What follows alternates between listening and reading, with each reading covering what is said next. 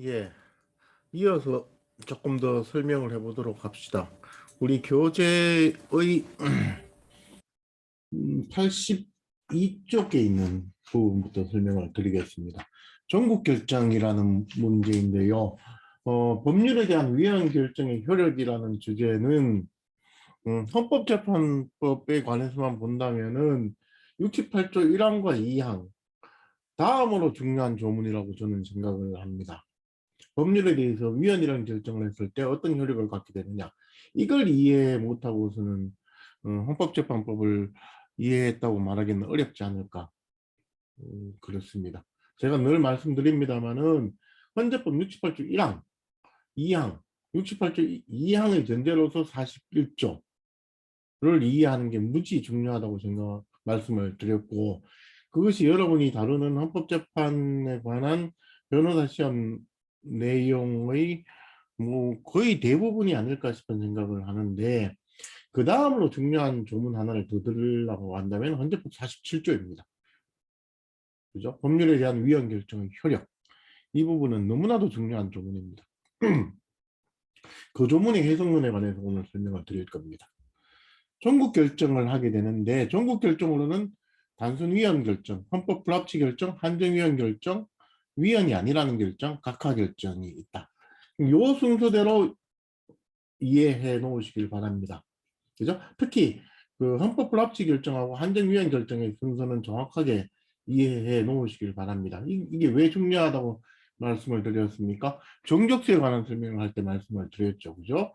당사자에게 유리한 쪽으로부터 진행해 가서 의결을 할 수 있을 당시, 그러니까 결정을 할 수 있을 당시의 주문, 그것이 결정을 할 당시의 결정이 주문을 형성한다 라고 말했지 않습니까? 단순 위헌 결정으로는 정족수 6명을 못 채우고, 거기에 보태어서 헌법 불합치 결정을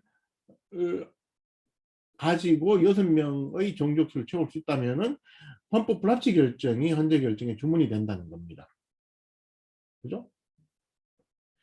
그 다음에 이 순서가 중요하다는 것은 단순 위헌 결정 4분이고, 단순 위헌 결정이 4분이고 헌법 불합치가 1분이고 한정 위헌 결정이 1분이라고 한다면 주문이 뭐가 돼야 됩니까?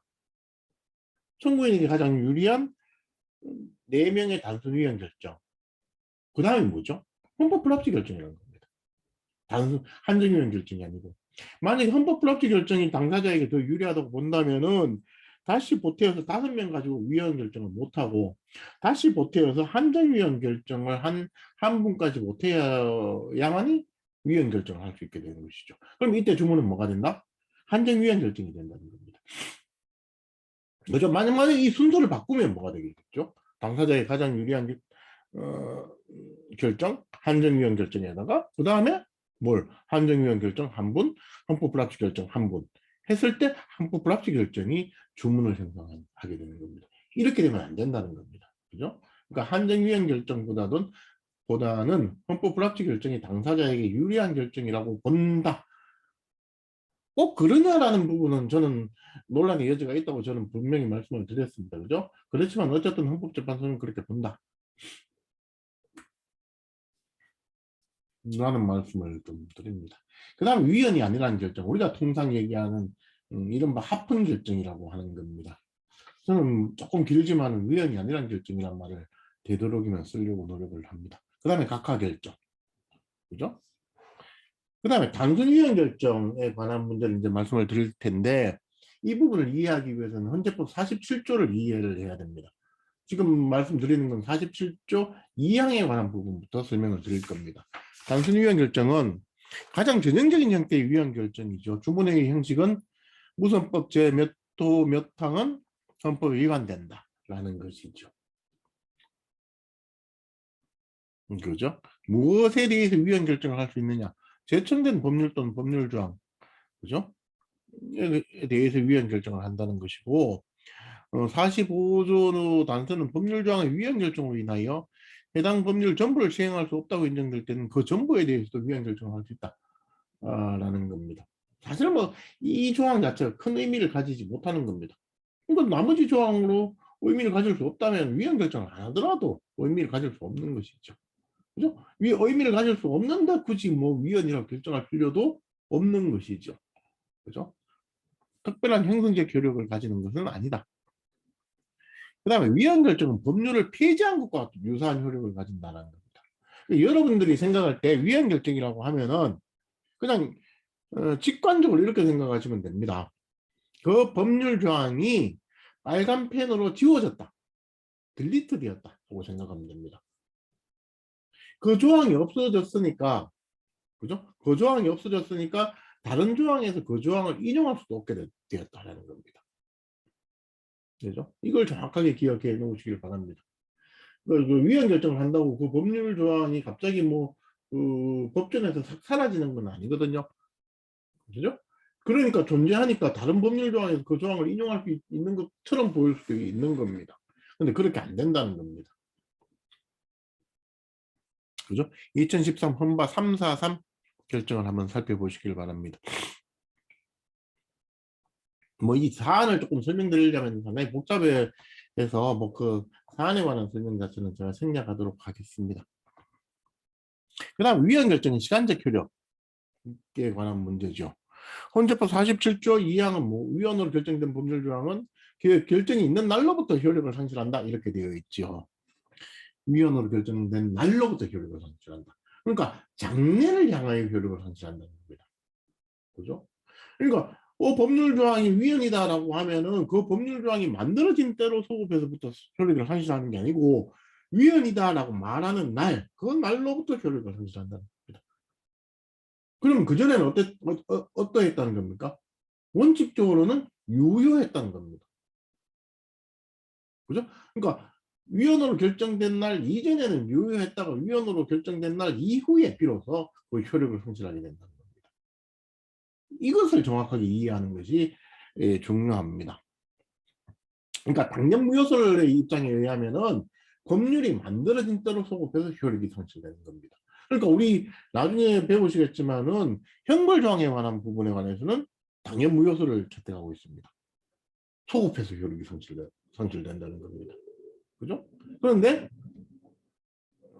형벌 조항이 아닌 법률 조항에 대해서는 위헌이라고 말의 헌재가 결정하면은 그 날로부터 이제 효력을 잃게 된다. 그 전에는 유효하였다라는 겁니다.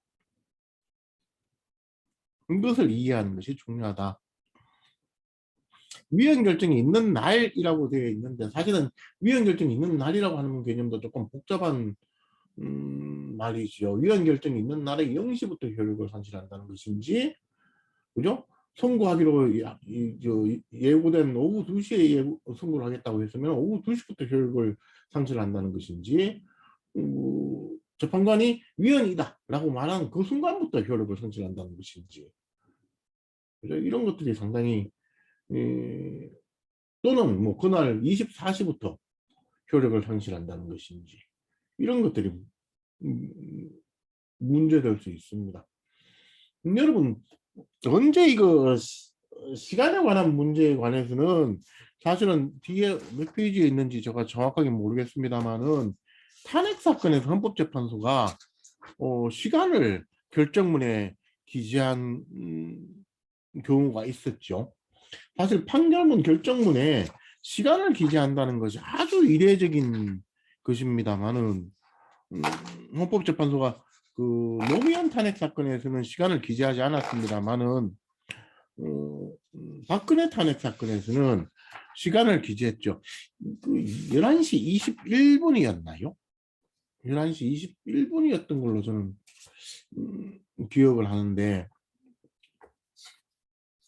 사실 그때 이정미 재판관이 선고를 하면서 시계를 쳐다보았다. 뭐 이런 것이 그 당시 보도되기도 했습니다. 또 어디 있는지 잘 모르겠네. 탄핵 사건이 제 책에 기재를 해놨는지 모르겠습니다만은 어디 갔죠? 갑자기 탄핵 사건에 관한 문제가 사실은 그 당시에 11시 21분이라고 하는 게 뭐 특별히 효력이 있는가라는 부분은 저는 좀 사실 좀 뭔가 이게 그 날짜만 적어가지고는 문제될 소지가 있으니까 사실은 그 11시 21분인가 뭐 시각을 특정을 했다고 볼 수 있겠지요. 근데 특별히 저는 아직까지 잘 이해를 못하고 있습니다. 예를 들어 그 당시에 박근혜 대통령은 권한 행사가 정지되어 있었던 것이죠. 권한 행사가 정지되어 있다가 그 탄핵 결정으로 이제 파면되는 효과가 생기는 것입니다. 사실은 탄핵 심판을 기각하는 경우에는 사실은 조금 차라리 시각이 의미가 있을 수가 있습니다. 그죠? 그 권한행사가 노무현 대통령이 권한행사가 정지되었는데 심판 청구를 기각하는 순간, 그죠? 권한행사를 할 수 있도록 되는 거죠. 그죠? 그러면 언제부터 권한행사를 할 수 있느냐? 라는 것을 특정하기 위해서 시각을 기재했다라고 볼 수는 있을지 모르겠지만은 사실은 이미 권한행사가 정지되어 있는 사람에게 그러니까 파면을 하는데 시각을 기재한다는 것이 특별한 의미가 있는가라는 생각을 저는 하긴 합니다만 하여간 노무현 탄핵 사건은 안 했고 박근혜 탄핵 사건에서는 시각을 기재했다. 주 194회에 있는 것처럼 실제로 이게 위헌 결정이 있은 날의 의미에 관해서 다툼이 있었습니다. 이거는 뭐 여러분이 현재 이해하기는 조금 어려울지 모르겠습니다만은 헌법재판소가 전에 그 법원의 재판은 그 헌법소원이 대상이 안 된다고 했습니다만은 헌법재판소가 위헌이라고 선언한 법령을 적용하여 청구인의 기본권을 침해한 재판이라고 한다면은 재판소원이 대상이 된다라고 하는 겁니다. 그 이론 때문에 문제가 되는 겁니다. 그러니까 그 당의 대부분의 법원의 재판이 헌재가 위헌이라고 선언한 법령을 적용한 재판이 되느냐 안 되느냐. 그러니까 이미 헌재가 위헌이라고 선언했는데 법원이 그 헌재의 위헌 결정의 취지를 부인하면서 위헌이 아니라는 것을 전제로 재판을 한다면은 그 재판을 취소될 수 있다는 것인데 이 사건은 조금 묘하게도 다 똑같이 2시에 선고를 한 겁니다. 2시에 선고하겠다. 그러니까 법률이 위헌이다 또는 뭐 원고의 청구를 기각한다라고 한 시간 자체는 정확하게 다를 수는 있겠지만 정확하게 따져보면 다를 수 있겠지만은 같은 날에 같은 시각에 선고 시각을 정해가지고 고지를 했고 선고를 했다는 겁니다. 그러니까 헌법재판소는 여기서 문제가 됩니다만 도로교통법 조항을 위헌이라고 결정했는데 대법원은 그 법률이 위헌이 아님을 전제로 재판을 했다는 겁니다. 원고의 청구를 기각했다는 겁니다. 그러면 만약에 헌재의 결정이 있었음에도 불구하고 대법원이 위헌이라고 선언한 법률을 적용하여 재판을 했다라고 하면 대부분의 재판이 취소의 대상, 헌법소원의 대상으로 될 수 있다는 겁니다. 그렇죠? 상당히 큰 일이 벌어질 수도 있었는데 묘하게도 장애 사건의 그 당사자가 헌법소원을 취하해버리는 바람에 그러니까 저기 대법원에서 원고의 청구를 기각한 재판을 취소해달라. 왜 취소해달라고 했습니까? 헌법재판소가 위헌이라고 선언을 했는데 그 법률을 적용해서 나의 청구를 기각했다. 그러니까 헌법재판소가 위헌이라고 선언한 법령을 적용하여 나의 기본권을 침해한 재판이므로 취소해달라. 라고 청구를 한 겁니다. 그러니까 결국 쟁점은 뭐다? 헌법재판소에서 그 재판을 취소할 것인가 말 것인가의 쟁점은 헌법재판소가 그 법령에 대해서 위헌이라고 결정했는데도 대법원이 그 법령을 적용했느냐라는 겁니다. 그 조금 복잡해지죠. 여러 가지 논의가 막 복잡하게 이어지고 있었는데 이 상황에 청구인이 그 헌법소원을 취하해버리는 바람에 송국적인 결정은 못 본 겁니다. 저 같은 사람 궁금하긴 한데 아직까지 이 부분에 관한 대부분 판례, 헌재 판례는 없습니다. 다시 봅시다. 47조 2항은 당년 무효서를 전제로 한 것이 아니라 폐지 무효서를 전제로 한 것이다 라는 부분은 분명히 알아놓으셔야 됩니다. 분명히.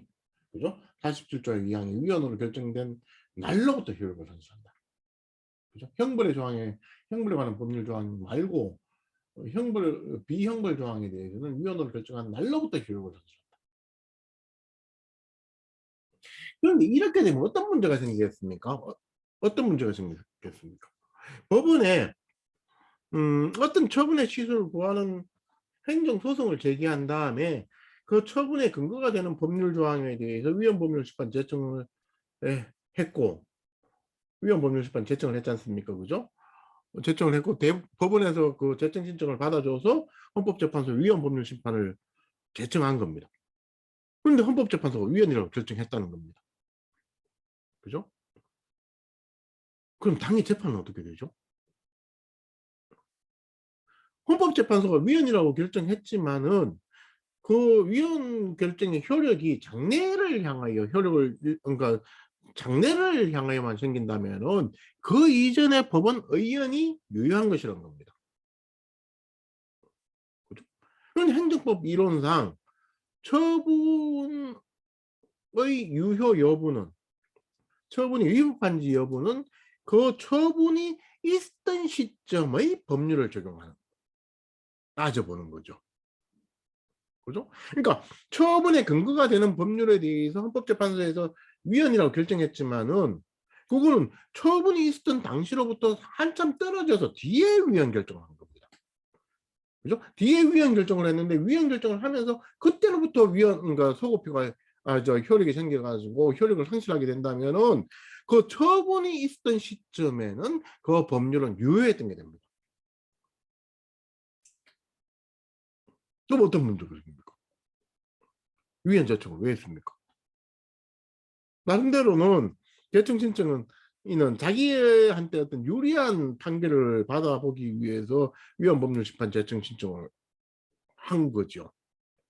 그런데 위헌 결정을 해도 장래를 향하여만 효력이 생긴다고 한다면은 대청 신청은 사실은 위헌 결정의 어떤 편익을 누릴 수가 없는 겁니다.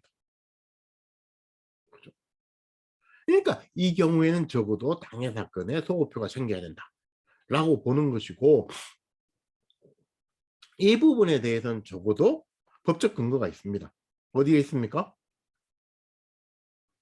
우리 헌법 107조 1항에 따르면은 헌법재판소의 위헌 결정을 하게 되면은 법원은 그 결정의 취지에 따라 재판을 해야 된다. 그러니까 헌법재판소가 위헌이라고 결정했으면은 그 위헌 결정의 취지에 따라서 재판을 해야 된다는 겁니다. 그렇게 규정하고 있지 않습니까? 107조에. 한번 읽어보시겠습니까? 법률이 헌법 위반되는 여부가 재판의 전제가 된 경우에 법원은 헌법재판소에 제청하여 그 심판에 의하여 재판한다. 위헌이라고 하면 위헌인 것을 전제로 재판해야 되고, 위헌이 아니라고 한다면 위헌이 아닌 것을 전제로 재판해야 된다는 겁니다. 이거는 적어도 당해 사건에는 소급표가 미쳐야 된다는 것을 전제로 하는 것이죠. 그죠? 그리고 또 어떤 근거가 있습니까?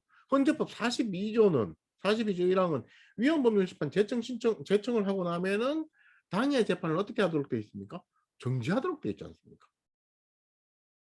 정지했다가 헌법재판소가 그 위헌 여부에 관한 결정을 하고 나면은 다시 그 재판을 재개해서 재판을 진행한다는 겁니다.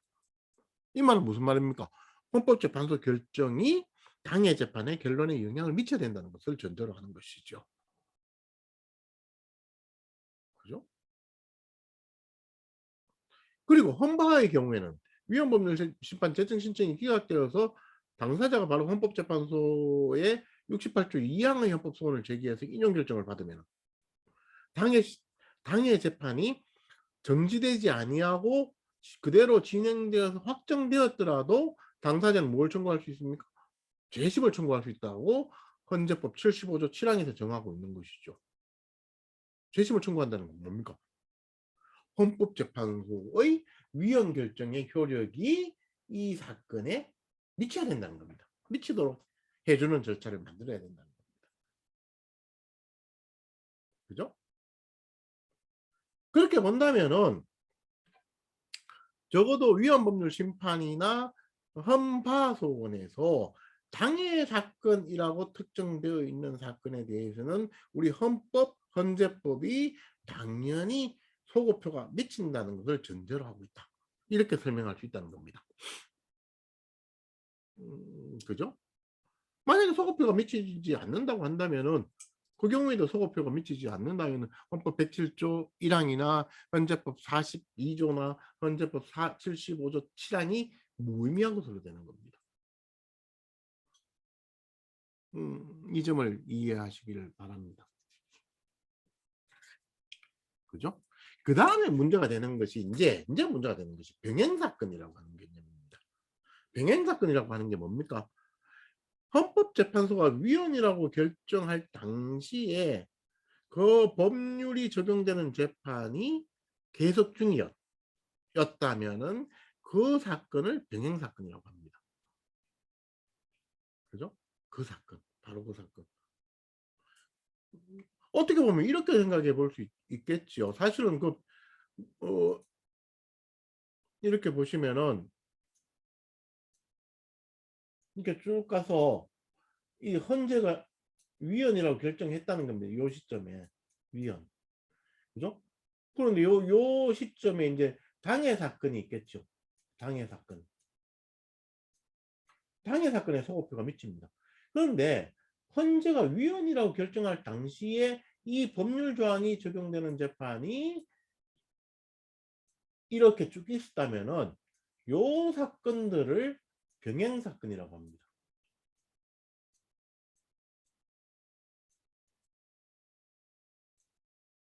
그러니까 병행이라는 게 뭡니까? 요 사건과 동시에 진행 중이었던 뭐 그런 정도의 뜻이며 병행. 나란히 있었던.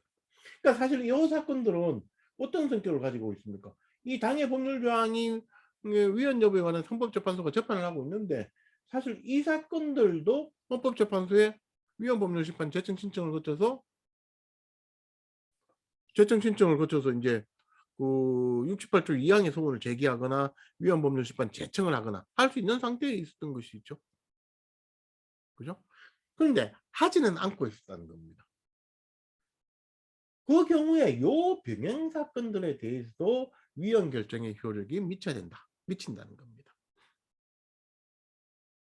그죠? 사실 이렇게 미치려면은 니도 그럼 니 사건에도 효력이 미치려면은 니도 위헌 재청을 해가지고 다투지 라고 말을 할 수도 있을 거라고 생각이 듭니다만은 헌재는 그렇게는 보지 않고 이 위헌으로 선된 법률 조항이 적용되는 재판이 위헌 결정 당시 헌재 위헌 결정 당시에 진행 중이었으면 계속 중이었다면 그 사건을 병행 사건이라고 하고 그 사건들에 대해서도 위헌 결정의 효력이 미친다. 소급표가 미친다라는 겁니다. 어떻게 보면은 사실은 뭐 알고도 안 할 수도 있지만 모르고 안 할 수도 있거든요. 그럼 요 당해 사건의 요 당사자의 노력에 의해서 뭐 극단적으로는 프리라이드가 될 수도 있는 겁니다.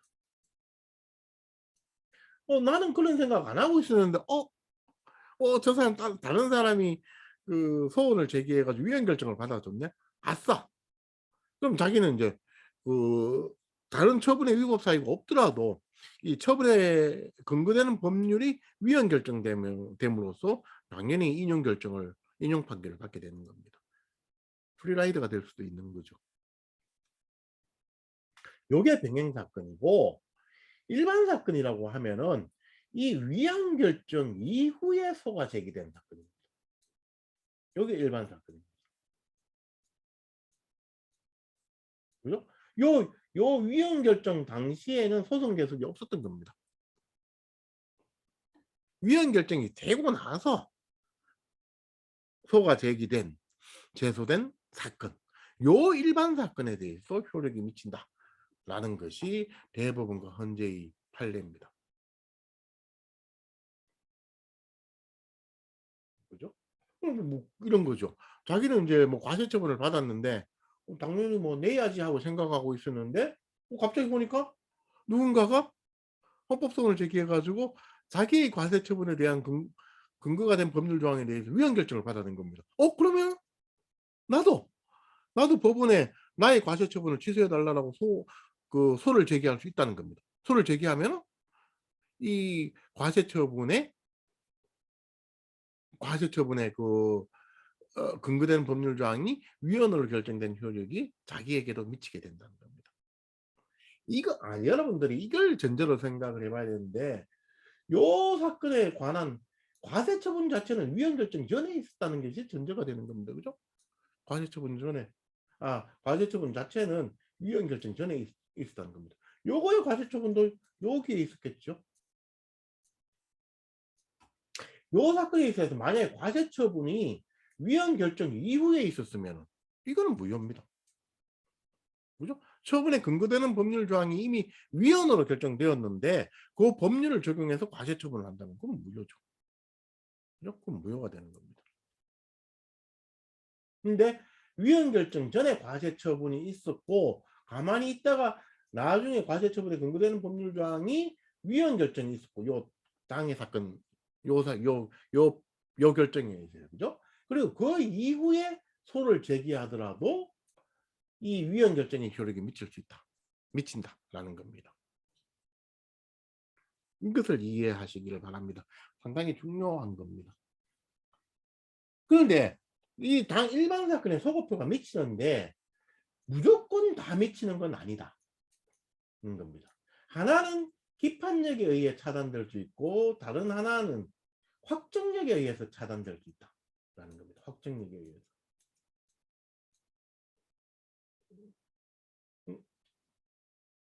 갑자기 이렇게 쓰죠. 확정력에 의해서 차단될 수 있다는 겁니다. 그러니까 사실 기판력에 반하는 소를 제기하는 것도 부적법한 거고 확정력에 반하는 소를 제기하는 것도 부적법한 거죠. 아주 포괄적으로 말씀드리면은 위헌 결정 이후에 적법한 소가 제기되었을 때만 법률에 대한 위헌 결정의 소급표를 누를 수 있다. 이렇게 보시면 됩니다. 그죠? 예를 들어 가지고 어떤 판결이 있었고 그 기판력에 반하는 제소가 있었다면은 이 제소 자체가 부적법해지는 겁니다. 기판력에 반하는 제소로서. 그죠? 그리고 과세 처분이 있었는데 제소 기간이 도과되어서 소를 제기했다면 그것도 부적법한 거죠. 그죠? 그렇다면 안 된다는 겁니다. 그죠? 기판력과 확정력에 의해서 차단된다.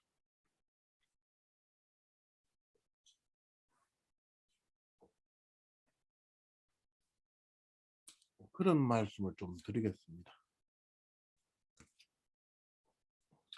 대부분, 그러니까 다시 한번 정리해 드리면은 위헌 결정이 있으면은 원칙적으로는 장래를 향하여 효력을 잃게 된다라는 겁니다. 그런데 헌재와 대법원이 받아들이는 것은 당해 사건과 병행 사건 그리고 일반 사건에 대해서 소급표가 미친다라는 겁니다. 그죠? 당해 사건과 병행 사건에 관해서는 아무런 제약이 없고 일반 사건에 대해서는 그 현재 위헌 결정 이후에 소를 제기하더라도 소급표가 미치는데 단지 그 제소가 적법하여야 된다라는 겁니다. 적법하여야 된다.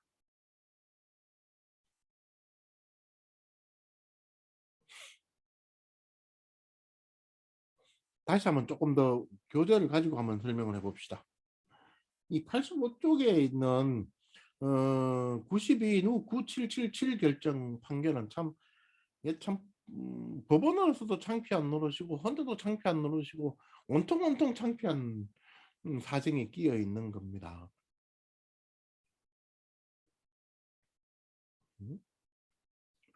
한번 봅시다. 85쪽에 보시면 원심 판결은 그 이유에서 원고에 대한 이 사건 증여세 부과처분의 경위를 판시화가 확정한 다음에 상속세법 조항에 의하면은 뭐 이렇게 배우자 또는 직계 존비속 간의 부담부 증여는 수증자가 증여자의 채무를 인수한 경우에도 당해 채무액은 증여재산에서 공제하지 아니하도록 규정되어 있다. 그죠? 그러니까 돈을 100만 원을 아들한테 주면서 내가 누구한테 갚을 돈 50만 원이 있는데 그 돈을 네가 갚아라 라는 부담이 끼어 있는 증여를 했다는 겁니다. 그러면 사실 증여액이 얼마가 됩니까? 만약에 그 부담을 빼고 나면 100만 원인데 부담이 붙어 있으면은 50만 원밖에 안 되는 거죠. 그런데 상증법은 이 경우에는 그 공제를 그 부담액을 공제를 안 한다는 겁니다. 왜 그렇겠습니까? 희망을 할 가능성이 있는 거죠. 이게 세법이라는 게 참 어렵습니다. 왜 어려운가 하면은 거래 당사자가 행정처, 과세관청을 속일 수 있다는 겁니다. 대개의 경우는 대립하는 당사자 간의 계약을 체결하는 경우에는 속이는 경우가 그렇게 많지는 않죠. 서로의 이익이 있으니까요. 물론 뭐 서로 모르는 사람들끼리도 속입니다. 여러분이 잘 아시는 게 뭡니까? 뭡니까? 그 뭡니까? 뭐라고 하는지 제가 잘 모르겠는데 집을 10억에 사고도 5억에 거래한 것처럼 이렇게 서로 희망을 하는 거죠. 그걸 뭐라고 하죠? 뭐 어떻게 하는 왜 그렇겠습니까? 증여세가 아니라 양도소득세를 잠탈하기 위한 것이죠. 매도인의 양도소득세를 잠탈하기 위한 것이죠. 그죠? 사실 이게 계속되어지면 사실은 이게 좀 메커니즘적으로 보면 매수인이 거기에 거절할 가능성도 있는 겁니다.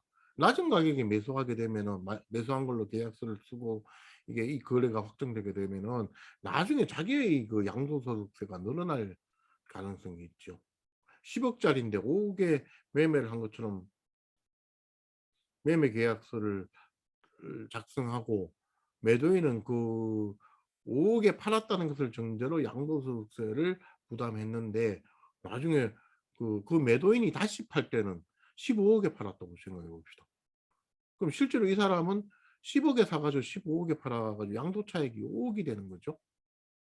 그런데 그 매매 계약을 5억에 체결하면 5억에 사가지고 10억에 판 것처럼 되지 않습니까? 그죠? 그럼 양도차익이 10억이 되는 겁니다.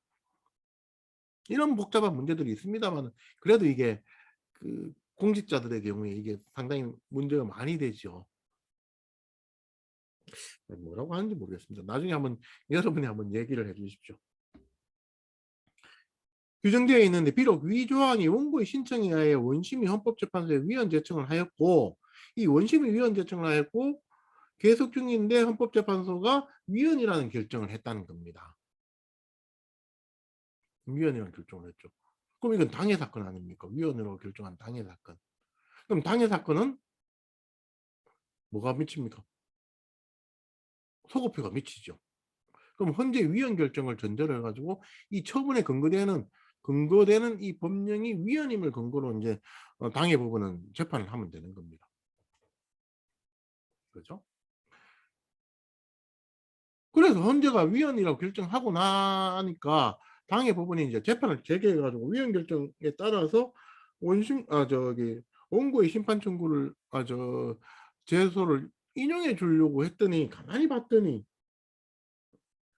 청구인이 제소기간을 놓친 겁니다. 제소기간이 지난 소를 제기하면서 무효 확인 청구를 한 겁니다. 무효 확인은 제소기간이 없지 않습니까?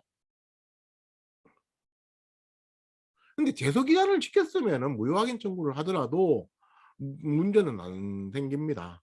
그러니까 취소의 취지도 들어 있으니까 큰 문제가 안 생기는데 이 사람의 경우에는 제소기간을 놓치고 나서 무효 확인 청구를 한 겁니다. 그 무효 확인 청구가 인용되려면은 그 처분의 하자가 취소 사유여서는 안 되고 무효의 사유가 되어야 되는 겁니다. 그죠? 그런데 앞에 재판의 전제성에 관해서 설명할 때도 누누이 말씀드렸습니다마는 위헌인 법률의 기한 처분이라는 하자는 무효의 사유를 가지지 아니하고 취소할 수 있는 사유에 불과한 겁니다. 그죠? 그러니까 생각해 보면은 헌법재판소가 이 당해 법률 조항이 처분에 근거되는 법률 조항에 대해서 위헌이라는 결정을 했지만은 그, 그 법률에 기한 처분은 무효 사유가 아닌 겁니다. 취소 사유에 불과하다는 것이죠. 그런데 이 사건은 무효확인 청구죠. 그죠? 그러니까 무효 사유가 아니니까 당해 원고의 청구를 인용할 수 있습니까? 없습니까? 못 한다는 겁니다. 그죠? 그래서 원심이 기각을 했다는 겁니다.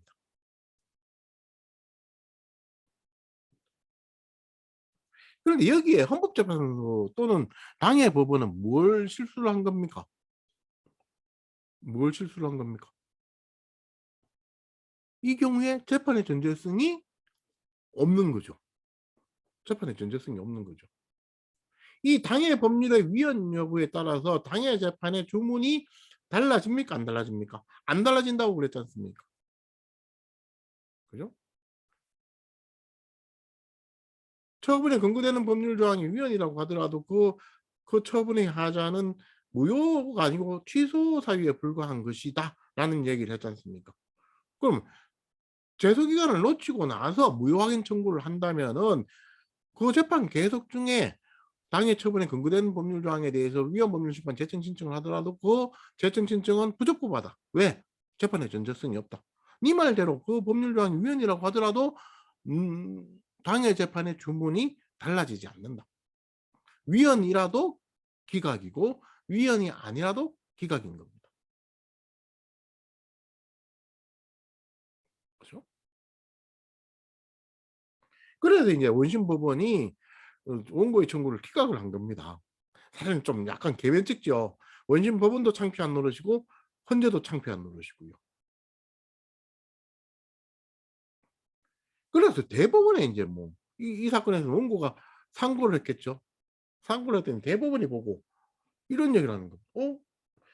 뭐 그것보다는 더 근본적인 것은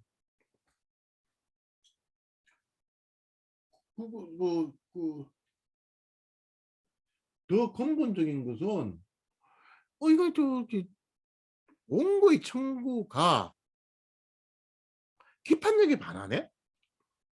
라는 겁니다. 기판력에 반하네. 그러니까 이미 확정 판결이 있고, 그러니까 그 처분에 과세 처분에 취소를 구하는 확정 판결이 있고 그 기각되고 나서 제소 기간을 놓치고 나서는 다시 무효 확인 심판 청구를 무효 확인 소송을 제기한 겁니다. 이 무효 확인 소송은 앞에 과세 처분 취소 소송의 기판력에 반하는 거다. 그죠? 그래서 이거 기각해야 되는 거다라는 겁니다. 그러니까 일반 사건으로서 이거 저기 이건 사실은 일반 사건은 아닌데 하여간 이게 기판력에 반하는 음, 후소이기 때문에 그 사유로 기각하는 게 맞다. 이렇게 얘기를 한 겁니다. 참 복잡하죠. 86페이지 한번 봅시다. 이 결정을 검토해 보자 이렇게 되어 있는데 원심 부분은 아니고 이게 제가 잘못 썼습니다. 원고는 이미 제소기간이 도과된 뒤에 과세 처분에 무효 확인의 소를 제기하였다. 그죠? 그 소송 계속 중에 과세 처분에 근거가 된 법률 조항에 대하여 위헌 법률 심판을 제청하였고 법원이 그죠? 법원은 위헌 법률 심판 제청하였고 헌재는 위헌 결정을 하였다라는 겁니다. 그런데 과세 처분에 근거된 법률 조항이 재판의 전제성이 인정되는가? 안 된다는 거죠. 전제성이 인정될 수 없는데도 불구하고 당해 법원은 이를 강구하고 위헌 법률 심판을 제청하였고 헌재도 이를 강구하고 위헌 결정을 하였다. 그죠? 헌재가 위헌 결정을 하고 나서 원심 법원은 자신의 잘못을 자신이 잘못 판단한 것을 깨닫고는 원고의 청구를 기각하는 판결을 선고하였다. 그러니까 과세에 근거된 법률 조항이 위헌이지만 원고의 청구를 인용할 수 없다. 왜? 위헌인 법률에 기한 처분의 하자는 취소 사유에 불과한 것이기 때문에.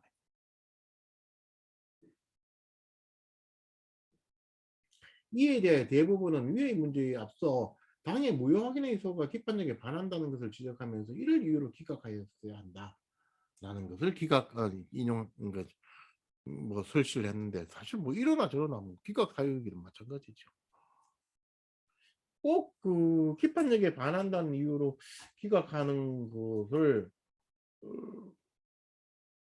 먼저 결정해야 되는가라는 것에 관한 문제는 있을 수 있습니다만은, 저는 잘 모릅니다만은 기판력에 반하는 후소에 대해서 각각 판결을 해야 된다는 이론도 있을 수 있는 것이고, 기각해야 된다는 이론도 있는데, 사실 각하해야 된다는 이론을 따른다면은 당연히 기각보다는 각하를 먼저 해야 되는 것이죠.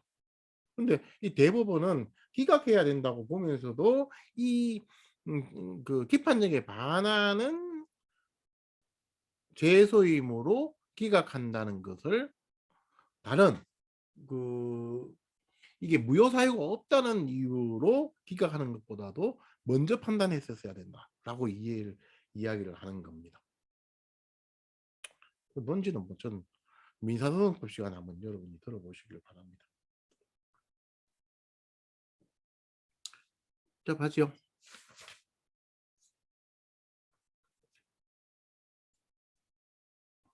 그 다음에 말씀드릴 게 이제 확정력에 관한 부분입니다.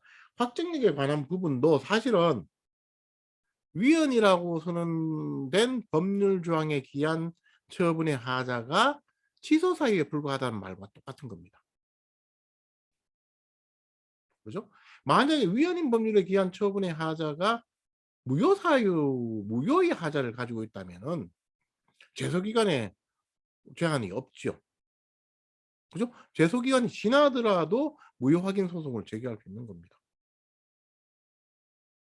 그죠? 그러니까 위헌인 법률에 기한 처분의 하자라고 하는 것이 취소 사유가 일 뿐이니까 위헌 결정 이후에 일반 사건으로서 소를 제기하더라도 뭘 지켜야 된다? 제소기간을 지켜야 된다라고 말하는 것입니다. 그 점을 뭐 그렇게 어렵지 않게 이해하실 수 있을 겁니다. 그 다음에 법적 안정성과 신뢰보호, 그러니까 아까 제가 말씀드릴 때 일반 사건에 대한 그 소급표 차단 이론으로 기판력과 확정력을 들었습니다만은, 그거 외에도 법적 안정성과 신뢰보호라는 것을 듭니다만은, 사실은 이런 것이 있다는 것만 여러분이 알아두시면 되지, 언제 법적 안정성과 신뢰보호가 문제되어서 일반 사건의 소급표가 차단되는가라는 것에 관한 문제는 여러분의 시험 범위가 될 수 없습니다. 이건 뭐 거의 정책의 문제이기 때문에 그렇습니다.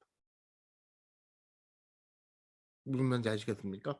그러니까 이거는, 그러니까 일반 사건에도 소급표가 미치는데 기판력과 확정력에 의해 차단되고, 그 다음에 법적 안정성과 신뢰보호에 의해 차단된다라고 설명은 하시되, 앞에 두 개의 부분은 여러분이 명확하게 아셔야 되고, 마지막 부분은 여러분이 그 내용에 대해서는 모르셔도 됩니다. 아, 그런 이유로 차단될 수도 있겠구나라는 생각을 하시면 됩니다. 근데 이건 뭡니까? 소급표가 미쳐야 되는데 그 소급표가 미쳐버리면은 어느 나라가 망하게 생겼다. 그러면 대부분은 법적 안정성을 위해서 소급표를 인정하지 않겠다, 이럴 수 있다라는, 어떻게 보면은 법률가의 뒷문 같은 겁니다. 뒷문을 하나 마련해 놓은 거죠. 그러니까 기판력에도 문제가 안 되고 확증력도 문제가 안 되는데 이 소급표를 인정해 버리면 나라 망해. 그때 빠져나가겠다는 겁니다. 그 점에 대해서 말씀을 드렸습니다. 일단 너무 길어져서요, 여기까지 일단 끊겠습니다.